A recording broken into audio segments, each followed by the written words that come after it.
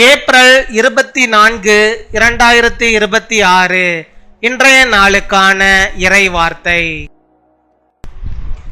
கர்த்தர் உங்கள் வாழ்க்கையில் நன்மையையும் கிருபையையும் தொடர்ந்து அனுப்புவார். May the Lord send goodness and mercy to follow you all your life. சங்கீதம் 23 அதிகாரம் 6 வசனம். Psalm chapter 23 verse 6.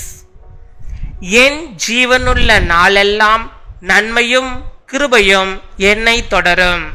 நான் கர்த்தருடைய வீட்டிலே நீடித்த நாட்களாய் நிலைத்திருப்பேன். என் அன்பு சகோதர சகோதரிகளே, கர்த்தருடைய நன்மையும் கிருபையும் உங்கள் வாழ்க்கையை தொடர்ந்து வரும். நீங்கள் எங்கு சென்றாலும் அவரது ஆசீர்வாதங்கள் உங்களை தேடி வரும்.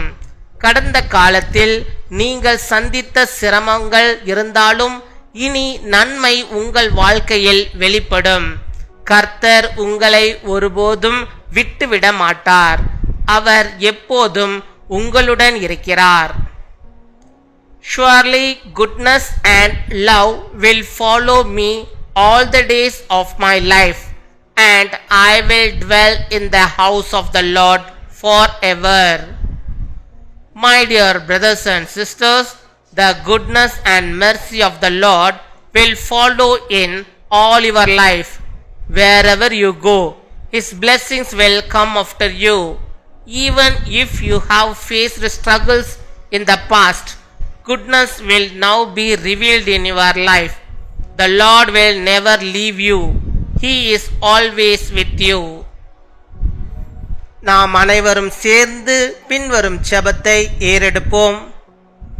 அன்பான பரலோக தந்தையே, எங்கள் வாழ்க்கையில் உமது நன்மையும் கிருபையும் எப்போதும் தொடரட்டும். எங்கள் நாட்களை ஆசீர்வதித்து எங்களை உம்முடைய சந்நிதியில் நடத்தும். எங்களை ஒருபோதும் விட்டுவிடாத உமது சந்நிதியை அனுபவிக்க அருளும். எங்கள் வாழ்க்கை உமக்காக இருக்க உதவி செய்யும். இயேசுவின் நாமத்தில் ஜெபிக்கிறோம். ஆமென்.